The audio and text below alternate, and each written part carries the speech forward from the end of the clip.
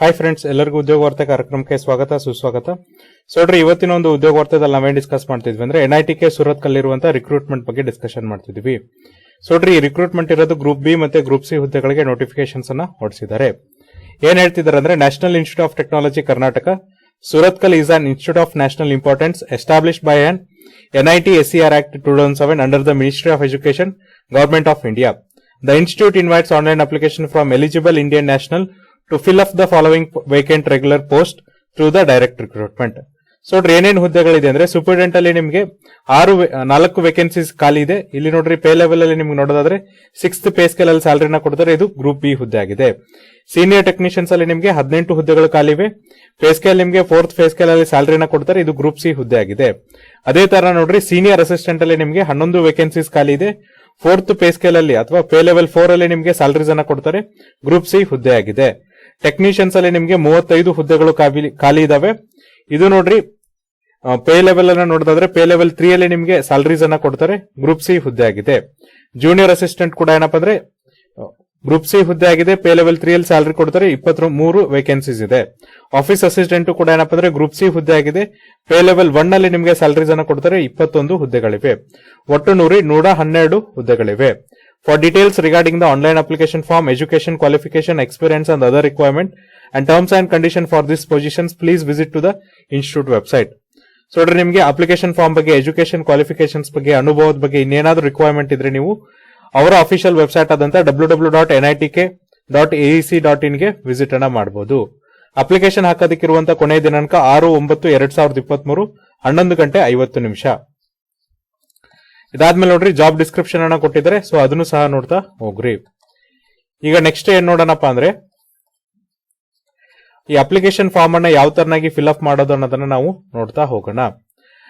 ನೋಡ್ರಿ, first of all ಏನಪ್ಪಾ ಅಂದ್ರೆ, ನೀವು ಇಲ್ಲಿ ಎಷ್ಟು ಅಮೌಂಟ್ ಅನ್ನ ತುಂಬಬೇಕಾಗತ್ತಂದ್ರೆ, non refundable online processing fee of 1000 rupees for unreserved OBC categories and 500 shall be charge for SC/ST ದಿವ್ಯಾಂಗ್ಸ್ candidates to for group C and group C post.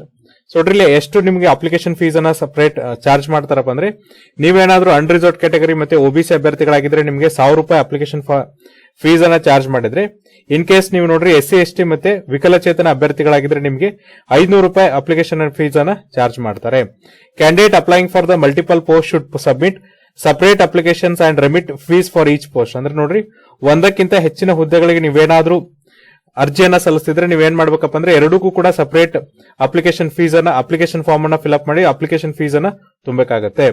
Failure to remit the fees in case of the application applicable category candidates as per the instruction will be render rejection of the application. The fees once paid shall not be refunded under any circumstances. Intimation concerned candidates regarding the admit card, date, time, place of CBT will be communicated by NIT through the official website. So ನೋಡ್ರಿ, computer based examination ಏನಿರುತ್ತಲ್ಲ ಅದ್ರ ಬಗ್ಗೆ ನಿಮಗೆ admit card ಇರ್ಬೋದು, ಇನ್ನೊಂದಕ್ಕೆ ಇರ್ಬೋದು, ಎಲ್ಲದಕ್ಕೂ ಕೂಡ ಅವ್ರು ಏನ್ ಮಾಡ್ತಾರೆ ಅಂದ್ರೆ ಅಫಿಷಿಯಲ್ ವೆಬ್ಸೈಟ್ ಮೂಲಕ ತಿಳಿಸ್ತಾರೆ. ಅದು ಕೂಡ https://recruitment.nta.nic.in ಮೂಲಕ ನಿಮಗೆ ಮಾಹಿತಿಯನ್ನ ತಿಳಿಸ್ತಾರೆ. ಸೊ ನೋಡ್ರಿ, ಕಂಪ್ಯೂಟರ್ ಬೇಸ್ಡ್ ಎಕ್ಸಾಮಿನೇಷನ್ಸ್ ಯಾವ ತರನಾಗಿರುತ್ತೆ ಅಂತ ನಾವಿಲ್ಲಿ ನೋಡ್ತಾ ಹೋದ್ರೆ, cities for CBT recruitment involves 2 stages. In first stages, a computer based test and at the national level shall be conducted across the different cities based on the performance in the CBT. Candidate shall be shortlisted for a skill test. The schedule of skill test shall be notified to the shortlisted candidate subsequently. So ನೋಡ್ರಿ, ಈ ನೇಮಕಾತಿ ಏನಾಗುತ್ತೆ ಅಂದ್ರೆ 2 ಹಂತದಲ್ಲಿ ನಡೆಯುತ್ತಾರೆ. First ಹಂತದಲ್ಲಿ ನಿಮ್ಗೆ ಏನಿರುತ್ತೆ ಅಂದ್ರೆ ಕಂಪ್ಯೂಟರ್ ಬೇಸ್ಡ್ ಎಕ್ಸಾಮಿನೇಷನ್ ಇರುತ್ತೆ. ಅದನ್ನ ದೇಶದ ಬೇರೆ ಬೇರೆ ಸಿಟಿಗಳಲ್ಲಿ, ಶಹರಗಳಲ್ಲಿ ನಡೆಸ್ತಾರೆ. ಇದ್ರಲ್ಲಿ ಏನ್ ರಿಸಲ್ಟ್ ಬರುತ್ತಲ್ಲ ಅದ್ರ ಬೇಸ್ ಮೇಲೆ ನಿಮ್ಗೆ ಏನ್ ಮಾಡ್ತಾರಪ್ಪ ಅಂದ್ರೆ ಒಂದು ಕೌಶಲ್ಯ ಪರೀಕ್ಷೆನ ನಡೆಸ್ತಾರೆ. ಸೊ ನೋಡ್ರಿ, ಯಾರು ಕಂಪ್ಯೂಟರ್ ಬೇಸ್ಡ್ ಎಕ್ಸಾಮಿನೇಷನ್ ಪಾಸ್ ಆಗ್ತಾರಲ್ಲ ಅವ್ರಿಗೆ ಮಾತ್ರ ಏನ್ ಮಾಡ್ತಾರಪ್ಪ ಅಂದ್ರೆ ಈ ಕೌಶಲ್ಯ ಪರೀಕ್ಷೆಗೆ ಸಪರೇಟ್ ಆಗಿ ಕರೀತಾರೆ. ಸೊ ಇದಾದ್ಮೇಲೆ ನೋಡ್ರಿ, ನೆಕ್ಸ್ಟ್ ಏನಪ್ಪ ಅಂದ್ರೆ ಅಪ್ಲಿಕೇಶನ್ ಫೀಸ್ ಹೆಂಗ್ ಹಾಕೋಣ ಅಂತ ನೋಡೋಣ. ಸೊ ನೋಡ್ರಿ, ಆನ್ಲೈನ್ ಅಪ್ಲಿಕೇಶನ್ ಪ್ರೊಸೀಜರ್ ಯಾವ ತರನಾಗಿದೆ ಅಂದ್ರೆ, applicants can apply online only. The procedure to be followed fill up the is given below. Visit website that is https://recruitment.nta.nic.in and for apply online. So ನೋಡ್ರಿ, ನೀವು ಇಲ್ಲಿ 3 ಕೊಟ್ಟಿರುವಂತ ಯಾವ್ದಾದ್ರು ಒಂದು ವೆಬ್ಸೈಟ್ ಅಲ್ಲಿ ವಿಸಿಟ್ ಮಾಡಬೇಕು. https://recruitment.nta.nic.in. Carefully go to the vacancy notification circle to see whether you are eligible for the post for which you intended to apply. ಅಂದ್ರೆ ನೋಡ್ರಿ circular post ಅನ್ನು ನೋಡ್ಕೊಂಡು ನೀವು ಎಲಿಜಿಬಲ್ ಇದಿರೋ ಇಲ್ಲ ಅಂತ ನೋಡ್ಕೋಬೇಕಾಗುತ್ತೆ. Keep the relevant information or documents ready before filling of the online application form. ಅಂದ್ರೆ ಏನೇನು ಅವಶ್ಯಕ ಮಾಹಿತಿ ಬೇಕಾಗತ್ತಲ್ಲ ಅದನ್ನ ನೀವು ರೆಡಿ ಇಟ್ಕೋರಿ. ಸೊ ಫಸ್ಟ್ ಏನಪ್ಪಾ ಅಂದ್ರೆ apply for the online registration using email ID ಮತ್ತೆ ಮೊಬೈಲ್ ನಂಬರ್. ಸೊ ನೋಡ್ರಿ ಆನ್ಲೈನ್ ರಿಜಿಸ್ಟ್ರೇಷನ್ ನೀವು ಇಮೇಲ್ ಐಡಿ ಮತ್ತೆ ಮೊಬೈಲ್ ನಂಬರ್ ಯೂಸ್ ಮಾಡ್ಕೋಬಹುದು. Fill in the online application form, note down the system generated application number. ಅಂದ್ರೆ online application number ಹಾಕಿ system generated number ಅನ್ನ notify ಮಾಡ್ಕೋಬೇಕು. ಅದಾದ್ಮೇಲೆ ನೋಡ್ರಿ ಇಮೇಜಸ್ ಏನಿರುತ್ತೆ ಅವುಗಳನ್ನ ನೀವು ಒಂದೊಂದೇ ಅಪ್ಲೋಡ್ ಮಾಡ್ತಾ ಹೋಗ್ಬೇಕಾಗತ್ತೆ. ಸೊ ಇದು ಏನಪ್ಪಾ ಅಂದ್ರೆ ಆನ್ಲೈನ್ ಅಪ್ಲಿಕೇಶನ್ ಯಾವ ತರನಾಗಿ ಹಾಕ್ಬೇಕು ಅನ್ನೋದ್ರ ಬಗ್ಗೆ ಮಾಹಿತಿ. ಈಗ ಏನಪ್ಪಾ ಅಂದ್ರೆ trade wise, category wise breakup with education qualification for senior technician and technician post. First ನೋಡ್ರಿ ಸೀನಿಯರ್ ಟೆಕ್ನಿಷಿಯನ್ಸ್ ಒಳಗೆ ಏನಪ್ಪಾ ಅಂದ್ರೆ pay level 1, pay band 1, level 4 ಒಳಗೆ ಏನಪ್ಪಾ ಅಂದ್ರೆ ಸ್ಯಾಲರಿ ಕೊಡ್ತಾರಲ್ಲ ಅಲ್ಲಿ ಏನ್ ಎಜುಕೇಶನ್ ಕ್ವಾಲಿಫಿಕೇಶನ್ಸ್ ಇದೆ ಅಂತ ನೋಡೋಣ. ಕೆಮಿಸ್ಟ್ರಿ ಫೀಲ್ಡ್ ಒಳಗೆ ನೋಡ್ರಿ ಟೋಟಲ್ 2 ವೇಕೆನ್ಸೀಸ್ ಇದೆ. Senior secondary with science from a recognised board at least 60% marks. ಅಂದ್ರೆ ನೀವು 12th ಪಾಸ್ ಆಗಿರ್ಬೇಕು ಸೈನ್ಸ್ ಅಲ್ಲಿ, ಅಟ್ ಲೀಸ್ಟ್ 60% ಮಾರ್ಕ್ಸ್ ಅನ್ನ ಹೊಂದಿರಬೇಕು. ಜೊತೆಗೆ ನೋಡ್ರಿ senior secondary from recognised board with at least 50% marks and ITA course from one of the higher duration in the trade of chemistry, engineering, chemistry. ನೀವೇನಪ್ಪ ಅಂದ್ರೆ 12th 50% pass ಆಗಿ ಜೊತೆಗೆ ಏನಪ್ಪ ಅಂದ್ರೆ ITA ಕೋರ್ಸ್ ಅನ್ನ ಮಾಡಿದ್ರೆ 1 ವರ್ಷ, ಕೆಮಿಸ್ಟ್ರಿ, ಕೆಮಿಕಲ್ ಇಂಜಿನಿಯರಿಂಗ್ ಮತ್ತೆ ಕೆಮಿಸ್ಟ್ರಿಯಲ್ಲಿ ನೀವು ಕೂಡ ಎಲಿಜಿಬಲ್ ಆಗ್ತೀರಾ. ಜೊತೆಗೆ ನೋಡ್ರಿ 10th 60% ಪಾಸ್ ಆಗಿ ಜೊತೆಗೆ ITA ಸರ್ಟಿಫಿಕೇಟ್ ಅನ್ನ ಹೊಂದಿದ್ರೆ ಕೆಮಿಕಲ್ ಇಂಜಿನಿಯರಿಂಗ್ ಮತ್ತೆ ಕೆಮಿಸ್ಟ್ರಿ ಒಳಗೆ ನೀವು ಸಹ ಎಲಿಜಿಬಲ್ ಆಗ್ತೀರಾ. ಡಿಪ್ಲೊಮಾ ಮಾಡಿದ್ರೆ, ಎಸ್ಪೆಷಲಿ ಕೆಮಿಕಲ್ ಇಂಜಿನಿಯರಿಂಗ್ ಒಳಗೆ ಡಿಪ್ಲೊಮಾ ಮಾಡಿದ್ರೆ ನೀವು ಸಹ ಇಲ್ಲಿ ಎಲಿಜಿಬಲ್ ಆಗ್ತೀರಾ. ಜೊತೆಗೆ ನೋಡ್ರಿ ಕೆಮಿಕಲ್ ಇಂಜಿನಿಯರಿಂಗ್ ಮಾಡಿದ್ರು ಸಹ ನೀವು ಇಲ್ಲಿ ಎಲಿಜಿಬಲ್ ಆಗ್ತೀರಾ. ಅದೇ ತರ ನೆಕ್ಸ್ಟ್ ಇರುವಂತಹ ಹುದ್ದೆ ಕಂಪ್ಯೂಟರ್ ಸೈನ್ಸ್ ಅಂಡ್ ಇಂಜಿನಿಯರಿಂಗ್. ಇಲ್ಲಿ ಒಟ್ಟು 4 ವೇಕೆನ್ಸೀಸ್ ಇದೆ. ಇಲ್ಲಿ PUC ಪಾಸ್ ಆಗಿರ್ಬೇಕು, ಅದು ಸೈನ್ಸ್ ಅಲ್ಲಿ, ಜೊತೆಗೆ 60% ನಿಮ್ದು ಏನಿರ್ಬೇಕಪ್ಪ ಅಂದ್ರೆ ಅಗ್ರಿಗೇಟ್ ಇರ್ಬೇಕಾಗತ್ತೆ. ಅಥವಾ PUC 50% ಪಾಸ್ ಆಗಿ ITA ಕೋರ್ಸ್ ಅನ್ನ ನೀವು 1 ವರ್ಷ ಡ್ಯೂರೇಷನ್ ಅನ್ನ ಏನಪ್ಪ ಅಂದ್ರೆ computer science and engineering, computer network management, information technology ಮಾಡಿದ್ರೆ ಎಲಿಜಿಬಲ್ ಆಗ್ತೀರಾ. ಅಥವಾ ನೀವೇನಾದ್ರೂ 10th ಪಾಸ್ ಆಗಿ 60% ಮಾರ್ಕ್ಸ್ ಅನ್ನ ಹೊಂದಿದ್ದು, ಜೊತೆಗೆ ನೋಡ್ರಿ ITA ಸರ್ಟಿಫಿಕೇಟ್ ಅನ್ನ ನೀವೇನಪ್ಪ ಅಂದ್ರೆ 2 ವರ್ಷ ಡ್ಯೂರೇಷನ್ ಇರೋದು computer science and engineering, computer network management, information ಟೆಕ್ನಾಲಜಿಯಲ್ಲಿ ಹೊಂದಿದ್ರೆ ಎಲಿಜಿಬಲ್ ಆಗ್ತೀರಾ. ಜೊತೆಗೆ ನೋಡ್ರಿ 3 ವರ್ಷ ಡಿಪ್ಲೊಮಾ ಕೋರ್ಸ್ ಅನ್ನ ಮಾಡಿದ್ರೆ computer science and engineering, computer network management, information technology ಮಾಡಿದ್ರೆ ನೀವು ಸಹ ಎಲಿಜಿಬಲ್ ಆಗ್ತೀರಾ. ಜೊತೆಗೆ ನೋಡ್ರಿ ಡಿಸೈರಬಲ್ ಏನಪ್ಪ ಅಂದ್ರೆ computer science and engineering, information technology. ಇದಾದ್ಮೇಲೆ ನೆಕ್ಸ್ಟ್ ಏನಂದ್ರೆ ಎಲೆಕ್ಟ್ರಿಕಲ್ ಎಲೆಕ್ಟ್ರಾನಿಕ್ಸ್ ಇಂಜಿನಿಯರಿಂಗ್. ಇಲ್ಲಿ ಕೂಡ ನೋಡ್ರಿ ಸೈನ್ಸ್ ಮಾಡಿ ನೀವು PUC ಸೈನ್ಸ್ ಪಾಸ್ ಆಗಿ ಜೊತೆಗೆ ಏನಪ್ಪ ಅಂದ್ರೆ 60% ಅಗ್ರಿಗೇಟ್ ಹೊಂದಿದ್ರೆ ನೀವು ಇಲ್ಲಿ ಎಲಿಜಿಬಲ್ ಆಗ್ತೀರಾ. ಒಟ್ಟು ಇಲ್ಲಿ 4 ವೇಕೆನ್ಸೀಸ್ ಇದೆ. ಅಥವಾ ನೀವು PUC ಅಲ್ಲಿ 50% ಅಗ್ರಿಗೇಟ್ ಇದ್ದು ITA ನ ಮಾಡಿದ್ರೆ, 1 ವರ್ಷ ITA ನ ಮಾಡಿದ್ರೆ, ಎಸ್ಪೆಷಲಿ ಯಾವ್ದ್ರೊಳಗೆ ಅಂದ್ರೆ electronics engineering, electrical and electronics engineering, electrical engineering with wireman permit, ನೀವು ಸಹ ಎಲಿಜಿಬಲ್ ಆಗ್ತೀರಾ. ಜೊತೆಗೆ ನೋಡ್ರಿ 10th ಮಾಡಿ 2 ವರ್ಷ ITA ಸರ್ಟಿಫಿಕೇಟ್ ಅನ್ನ ಹೊಂದಿದ್ರೆ electronics engineering, electrical and electronics engineering, electrical engineering with wireman permit, ನೀವು ಸಹ ಇಲ್ಲಿ ಎಲಿಜಿಬಲ್ ಆಗ್ತೀರಾ. ಅದೇ ತರ ನೀವೇನಾದ್ರೂ ಡಿಪ್ಲೊಮಾ ಮಾಡಿದ್ರೆ ಯಾವ್ದ್ರೊಳಗಪ್ಪ ಅಂದ್ರೆ electronics engineering, electrical and electronics engineering, electrical engineering with wireman permit, ನೀವು ಸಹ ಇಲ್ಲಿ ಎಲಿಜಿಬಲ್ ಆಗ್ತೀರಾ. ಜೊತೆಗೆ ನೋಡ್ರಿ ಯಾರು ಎಲೆಕ್ಟ್ರಿಕಲ್ ಇಂಜಿನಿಯರಿಂಗ್ ಮಾಡಿದ್ರೆ, ಎಲೆಕ್ಟ್ರಾನಿಕ್ಸ್ ಅಂಡ್ ಕಮ್ಯುನಿಕೇಶನ್ ಇಂಜಿನಿಯರಿಂಗ್ ಮಾಡಿದ್ರಲ್ಲ ಅವ್ರು ಸಹ ಇಲ್ಲಿ ಎಲಿಜಿಬಲ್ ಆಗ್ತಾರೆ. ಅದೇ ಮೆಕ್ಯಾನಿಕಲ್ ಇಂಜಿನಿಯರಿಂಗ್ ನೋಡೋದಾದ್ರೆ 3 ವೇಕೆನ್ಸೀಸ್ ಇದೆ. ಫಸ್ಟ್ ನೋಡ್ರಿ PUC ಅಲ್ಲಿ ಸೈನ್ಸ್ ಅಲ್ಲಿ 60% ಅಗ್ರಿಗೇಟ್ ಇದ್ರೆ ಎಲಿಜಿಬಲ್ ಆಗ್ತಾರೆ. ಸೆಕೆಂಡ್ PUC ಅಲ್ಲಿ ನೀವೇನಪ್ಪ ಅಂದ್ರೆ 50% ಅಗ್ರಿಗೇಟ್ ಇದ್ದು ITA ಕೋರ್ಸ್ ಅನ್ನ ನೀವು mechanical engineering, metallurgy, machine tools operations ಮತ್ತೆ IC ಇಂಜಿನ್ ಮತ್ತೆ ಫ್ಯೂಯಲ್ ಟೆಸ್ಟಿಂಗ್ ಮೇಲೆ ಮಾಡಿದ್ರೆ ಎಲಿಜಿಬಲ್ ಆಗ್ತೀರಾ. ಅಥವಾ 10th ಅಲ್ಲಿ ನೀವು 60% ಅಗ್ರಿಗೇಟ್ ಇತ್ತು 2 ವರ್ಷ ITA ನ ನೀವು ನೋಡ್ರಿ mechanical engineering, metallurgy and machine tools operation, IC and fuels testing ಅಲ್ಲಿ ಮಾಡಿದ್ರು ಸಹ ನೀವು ಇಲ್ಲಿ ಎಲಿಜಿಬಲ್ ಆಗ್ತೀರಾ. ಅಥವಾ ನೀವೇನಾದ್ರೂ ನೋಡ್ರಿ ಡಿಪ್ಲೊಮಾ ಇನ್ ಇಂಜಿನಿಯರಿಂಗ್ ಯಾವ್ದ್ರೊಳಗಪ್ಪ ಅಂದ್ರೆ mechanical engineering, metallurgy and machine tools operation, IC engineering and fuel testing ಅಲ್ಲಿ ಮಾಡಿದ್ರು ಸಹ ನೀವು ಇಲ್ಲಿ ಎಲಿಜಿಬಲ್ ಆಗ್ತೀರಾ. ಇದಾದ್ಮೇಲೆ ನೋಡ್ರಿ ಮೈನಿಂಗ್ ಅಲ್ಲೂ ಕೂಡ ಏನಪ್ಪ ಅಂದ್ರೆ PUC ಅಲ್ಲಿ ನೀವು 60% ಅಗ್ರಿಗೇಟ್ ಅನ್ನ ಹೊಂದಿದ್ರಿ ಸೈನ್ಸ್ ಅಲ್ಲಿ ಅಂದ್ರೆ ನೀವು ಎಲಿಜಿಬಲ್ ಆಗ್ತೀರಾ. ಜೊತೆಗೆ ಏನಪ್ಪಾ ಅಂದ್ರೆ PUC ಅಲ್ಲಿ 50% ಅಗ್ರಿಗೇಟ್ ಅನ್ನು ಒಂದು ITA ನ ನೀವೇನಪ್ಪ ಅಂದ್ರೆ ಮೈನಿಂಗ್ ಇಂಜಿನಿಯರಿಂಗ್ ಮಾಡಿದ್ರೆ ನೀವು ಸಹ ಎಲಿಜಿಬಲ್ ಆಗ್ತೀರಾ. 10th ಅಲ್ಲಿ 60% ಅಗ್ರಿಗೇಟ್ ಅನ್ನು ಹೊಂದಿ ITA ನಲ್ಲಿ ನೋಡ್ರಿ ಮೈನಿಂಗ್ ಇಂಜಿನಿಯರಿಂಗ್ ಮಾಡಿದ್ರೆ ನೀವು ಸಹ ಎಲಿಜಿಬಲ್ ಆಗ್ತೀರಾ. ಅಥವಾ ನೀವೇನಪ್ಪ ಅಂದ್ರೆ ಮೈನಿಂಗ್ ಇಂಜಿನಿಯರಿಂಗ್ ಅಲ್ಲಿ ಡಿಪ್ಲೊಮಾ ಮಾಡಿದ್ರು ಸಹ ಎಲಿಜಿಬಲ್ ಆಗ್ತೀರಾ. ಮೆಟಲರ್ಜಿಕಲ್ ಸೈನ್ಸ್ ಅಂಡ್ ಇಂಜಿನಿಯರಿಂಗ್ ಒಳಗೆ ನೋಡ್ರಿ 1 ಹುದ್ದೆ ಇದೆ.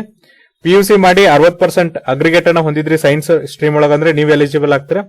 PUC ಅಲ್ಲಿ 50% ಅಗ್ರಿಗೇಟ್ ಅನ್ನ ಮಾಡಿ ITA ನ ನೀವು 1 ವರ್ಷ ಡ್ಯೂರೇಷನ್ಸ್ ನ ನೋಡ್ರಿ metallurgical and material science engineering ಒಳಗೆ ಮಾಡಿದ್ರೆ ಎಲಿಜಿಬಲ್ ಆಗ್ತೀರಾ. 10th ಅಲ್ಲಿ 60% ಅಗ್ರಿಗೇಟ್ ಇದ್ದು ನೀವು 2 ವರ್ಷ ITI ನ ನೋಡ್ರಿ ಮೆಟಲಾರ್ಜಿಕಲ್ ಅಂಡ್ ಮೆಟೀರಿಯಲ್ ಇಂಜಿನಿಯರಿಂಗ್ ಅಲ್ಲಿ ಮಾಡಿದ್ರೆ ಎಲಿಜಿಬಲ್ ಆಗ್ತೀರಾ. ಅಥವಾ ಡಿಪ್ಲೊಮಾನ ನೋಡ್ರಿ ನೀವು ಮೆಟಲಾರ್ಜಿಕಲ್ ಅಂಡ್ ಮೆಟೀರಿಯಲ್ಸ್ ಇಂಜಿನಿಯರಿಂಗ್ ಅಲ್ಲಿ ಮಾಡಿದ್ರು ಕೂಡ ನೀವು ಎಲಿಜಿಬಲ್ ಆಗ್ತೀರಾ. ಇದಾದ್ಮೇಲೆ ನೋಡ್ರಿ ಫಿಸಿಕ್ಸ್ ಅಲ್ಲಿ ನಿಮಗೆ ಒಂದು ಹುದ್ದೆ ಇದೆ. ಇಲ್ಲಿ PUC 60% ಸೈನ್ಸ್ ಅಲ್ಲಿ ಅಗ್ರಿಗೇಟ್ ಹೊಂದಿದ್ರೆ ಎಲಿಜಿಬಲ್ ಆಗ್ತೀರಾ. PUC ಅಲ್ಲಿ 50% ಅಗ್ರಿಗೇಟ್ ಹೊಂದಿದ್ದು ITI ಕೋರ್ಸ್ ಅನ್ನ ನೀವೇನಪ್ಪ ಅಂದ್ರೆ ರೆಲೆವೆಂಟ್ ಫೀಲ್ಡ್ ಅಲ್ಲಿ ಮಾಡಿದ್ರೆ ಎಲಿಜಿಬಲ್ ಆಗ್ತೀರಾ. 10th ಅಲ್ಲಿ 60% ಮಾರ್ಕ್ಸ್ ಅನ್ನ ತೆಗೆದುಕೊಂಡು ITI ನ ನೋಡ್ರಿ ನೀವು ರೆಲೆವೆಂಟ್ ಫೀಲ್ಡ್ ಅಲ್ಲಿ ಮಾಡಿದ್ರು ಸಹ ನೀವು ಎಲಿಜಿಬಲ್ ಆಗ್ತೀರಾ. ಜೊತೆಗೆ ನೋಡ್ರಿ ಡಿಪ್ಲೊಮಾನ ನೀವು ಏನಪ್ಪ ಅಂದ್ರೆ ರೆಲೆವೆಂಟ್ ಫೀಲ್ಡ್ ಅಲ್ಲಿ ಮಾಡಿದ್ರೆ ಸಹ ಇಲ್ಲಿ ಎಲಿಜಿಬಲ್ ಆಗ್ತೀರಾ. ಇದಾದ್ಮೇಲೆ ಸಿವಿಲ್ ಇಂಜಿನಿಯರಿಂಗ್ ಅಲ್ಲಿ 2 ಹುದ್ದೆ ಇದೆ. ಇಲ್ಲಿ ಕೂಡ PUC ಅಲ್ಲಿ ನೀವು 60% ಸೈನ್ಸ್ ಅಲ್ಲಿ ಅಗ್ರಿಗೇಟ್ ಹೊಂದಿದ್ರೆ ಎಲಿಜಿಬಲ್ ಆಗ್ತೀರಾ. ಅಥವಾ PUC ಅಲ್ಲಿ 50% ಅಗ್ರಿಗೇಟ್ ಇತ್ತು 1 ವರ್ಷ ITI ಕೋರ್ಸ್ ಅನ್ನ ನೀವು ನೋಡ್ರಿ ಸಿವಿಲ್ ಇಂಜಿನಿಯರಿಂಗ್ ಅಲ್ಲಿ ಮಾಡಿದ್ರೆ ನೀವು ಎಲಿಜಿಬಲ್ ಆಗ್ತೀರಾ. ಅಥವಾ ನೀವೇನಪ್ಪ ಅಂದ್ರೆ 10th ಅಲ್ಲಿ 60% ಅಗ್ರಿಗೇಟ್ ಇತ್ತು ITI ನ 2 ವರ್ಷ ನೀವು ನೋಡ್ರಿ ಸಿವಿಲ್ ಇಂಜಿನಿಯರಿಂಗ್ ಅಲ್ಲಿ ಮಾಡಿದ್ರು ಸಹ ಎಲಿಜಿಬಲ್ ಆಗ್ತೀರಾ. ಸಿವಿಲ್ ಇಂಜಿನಿಯರಿಂಗ್ ಅಲ್ಲಿ ಡಿಪ್ಲೊಮಾ ಮಾಡಿದ್ರು ಸಹ ನೀವು ಇಲ್ಲಿ ಎಲಿಜಿಬಲ್ ಆಗ್ತೀರಾ. ಇದಾದ್ಮೇಲೆ ನೋಡ್ರಿ ನೆಕ್ಸ್ಟ್ ಇರುವಂತದ್ದು ಯಾವ್ದಪ್ಪ ಅಂದ್ರೆ ಟೆಕ್ನಿಷಿಯನ್ ಗ್ರೂಪ್ ಸಿ. ಇಲ್ಲಿ ಏನಂದ್ರೆ ಸೀನಿಯರ್ ಸೆಕೆಂಡರಿ ವಿತ್ ಸೈನ್ಸ್. ಇಲ್ಲಿ ಕೂಡ ಸೇಮ್ ಎಜುಕೇಶನ್ ಕ್ವಾಲಿಫಿಕೇಶನ್ಸ್, ಒಂದು ಸೈನ್ಸ್ ಮಾಡಿರ್ಬೇಕು, 60% ಅಗ್ರಿಗೇಟ್ ಇರಬೇಕು. ಅಥವಾ ಸೈನ್ಸ್ ಅಲ್ಲಿ 50% ಅಗ್ರಿಗೇಟ್ ಅನ್ನ ಹೊಂದಿದ್ರಿ PUC ಅಲ್ಲಿ, ನೀವು 1 ವರ್ಷ ITI ನ ಕೆಮಿಕಲ್ ಇಂಜಿನಿಯರಿಂಗ್ ಮಾಡಿದ್ರೆ ನೀವು ಎಲಿಜಿಬಲ್ ಆಗ್ತೀರಾ. ಕೆಮಿಸ್ಟ್ರಿಯಲ್ಲಿ ಮಾಡಿದ್ರು ಕೂಡ ಎಲಿಜಿಬಲ್ ಆಗ್ತೀರಾ. ಅಥವಾ 10th ಅಲ್ಲಿ 60% ಅಗ್ರಿಗೇಟ್ ಇತ್ತು 2 ವರ್ಷ ITI ನ ನೀವೇನಪ್ಪ ಅಂದ್ರೆ ಕೆಮಿಕಲ್ ಇಂಜಿನಿಯರಿಂಗ್ ಅಥವಾ ಕೆಮಿಸ್ಟ್ರಿಯಲ್ಲಿ ಮಾಡಿದ್ರು ಸಹ ನೀವು ಎಲಿಜಿಬಲ್ ಆಗ್ತೀರಾ. ಅಥವಾ ನೀವು 3 ವರ್ಷಗಳ ಡಿಪ್ಲೊಮಾವನ್ನ ನೋಡ್ರಿ ಕೆಮಿಕಲ್ ಇಂಜಿನಿಯರಿಂಗ್ ಕೆಮಿಸ್ಟ್ರಿಯಲ್ಲಿ ಮಾಡಿದ್ರು ಸಹ ನೀವು ಇಲ್ಲಿ ಎಲಿಜಿಬಲ್ ಆಗ್ತೀರಾ. ಇದಾದ್ಮೇಲೆ ಸಿವಿಲ್ ಇಂಜಿನಿಯರಿಂಗ್ ಸೇಮ್ ಕ್ವಾಲಿಫಿಕೇಶನ್ಸ್ ಇದೆ. ಆಗ್ಲೇ ಸಿವಿಲ್ ಇಂಜಿನಿಯರಿಂಗ್ ಹೇಳಿದ್ವಲ್ಲ ಅದೇ ಕಂಪ್ಯೂಟರ್ ಇಂಜಿನಿಯರಿಂಗ್, ಮೈನಿಂಗ್ ಇಂಜಿನಿಯರಿಂಗ್ ಕೂಡ ಏನಪ್ಪ ಅಂದ್ರೆ ಸೇಮ್ ಮೆಟಲರ್ಜಿಕಲ್ ಮೆಕ್ಯಾನಿಕಲ್ ಇಂಜಿನಿಯರಿಂಗ್ ಅದೇ ಕ್ವಾಲಿಫಿಕೇಶನ್ಸ್ ನ ಇಲ್ಲಿ ಏನ್ ಮಾಡಿದ್ರೆ ಅಂದ್ರೆ ರಿಪೀಟ್ ಮಾಡಿದ್ದಾರೆ. ಸೊ ಮೆಕ್ಯಾನಿಕಲ್ ಇಂಜಿನಿಯರಿಂಗ್ ಅಲ್ಲಿ ನೋಡ್ರಿ ಕೆಲವೊಂದಿಷ್ಟು ಟ್ರೇಡ್ ಅನ್ನ ಅವರು ಜಾಸ್ತಿ ಮಾಡಿದ್ದಾರೆ. ಯಾವ್ಯಾವ್ದಲ್ಲಪ್ಪ ಅಂದ್ರೆ fitting operation, CAD, CNC, machine tools operations, heat transfer experiment, fitter, AC mechanic, fitter, operator come plumber, fitter trade carpenter, fitter trade Mason, ಇವುಗಳನ್ನೆಲ್ಲ ಏನಪ್ಪ ಅಂದ್ರೆ ಇಲ್ಲಿ ಎಕ್ಸ್ಟೆಂಡ್ ಅನ್ನ ಮಾಡ್ತಾ ಹೋಗಿದ್ದಾರೆ. Electronics and electrical and electronics engineering ಅಲ್ಲೂ ಕೂಡ ಏನಪ್ಪ ಅಂದ್ರೆ ಎಜುಕೇಶನ್ ಕ್ವಾಲಿಫಿಕೇಶನ್ಸ್ ನ ಸೇಮ್ ಇಟ್ಟಿದ್ದಾರೆ. ಸೊ ನೋಡ್ರಿ ಇಲ್ಲಿ ಸ್ಟ್ರೀಮ್ ವೈಸ್ ಎಷ್ಟು ಬ್ರೇಕಪ್ ಅನ್ನ ಮಾಡಿದ್ದಾರೆ, ಸೀನಿಯರ್ ಟೆಕ್ನಿಷಿಯನ್ ಮತ್ತೆ ಟೆಕ್ನಿಷಿಯನ್ಸ್ ಅಂತ ಕೊಟ್ಟಿದ್ರೆ ಆಲ್ರೆಡಿ ನಾವು ಇದನ್ನ ಡಿಸ್ಕಷನ್ ಮಾಡಿದೀವಿ.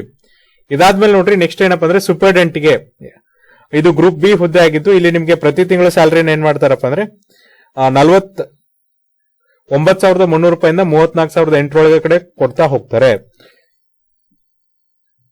ಏಜ್ ಲಿಮಿಟ್ ಎಷ್ಟಿದೆ ಅಂದ್ರೆ 30 ವರ್ಷ ಏಜ್ ಲಿಮಿಟ್ ಇದೆ.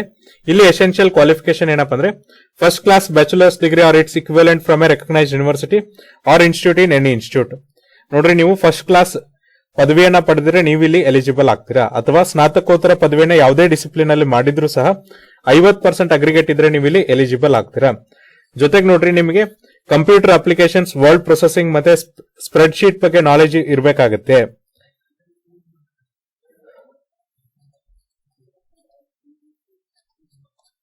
ಇದಾದ್ಮೇಲೆ ನೋಡ್ರಿ ನೆಕ್ಸ್ಟ್ ಇರುವಂತಹ ಹುದ್ದೆ ಸೀನಿಯರ್ ಟೆಕ್ನಿಷಿಯನ್ಸ್ ಅಲ್ಲಿ ಗ್ರೂಪ್ ಸಿ ಹುದ್ದೆ ಆಗಿದೆ.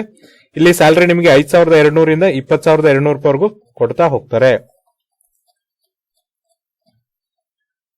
ಸೀನಿಯರ್ ಅಸಿಸ್ಟೆಂಟ್ಸ್ ಅಲ್ಲೂ ಕೂಡ ಏನಪ್ಪಾ ಅಂದ್ರೆ ಸ್ಯಾಲರಿ ಸೇಮ್ ಇರುತ್ತೆ. ಗ್ರೂಪ್ ಸಿ ಹುದ್ದೆ ಆಗಿದೆ.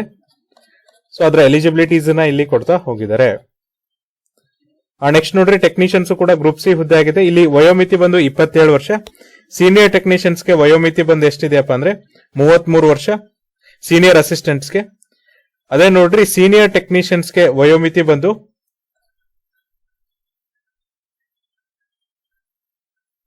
33 ವರ್ಷ. ಸೀನಿಯರ್ ಟೆಕ್ನಿಷಿಯನ್ಸ್ 33, ಸೀನಿಯರ್ ಅಸಿಸ್ಟೆಂಟ್ ಕೂಡ 33 ವರ್ಷ.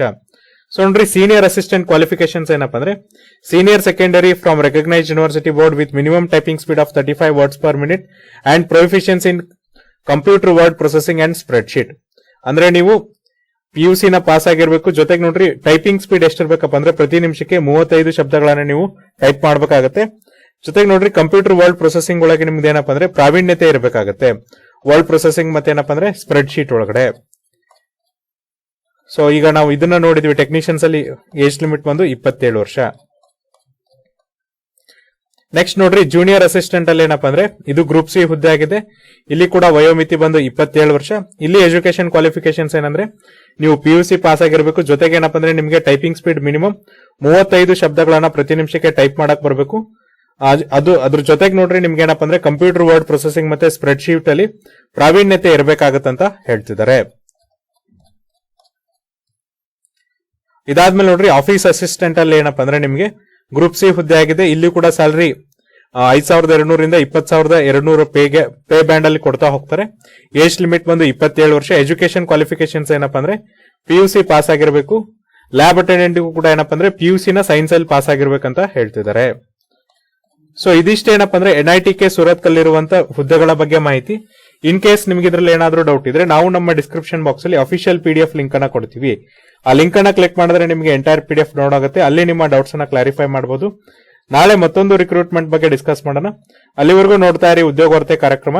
Thank you.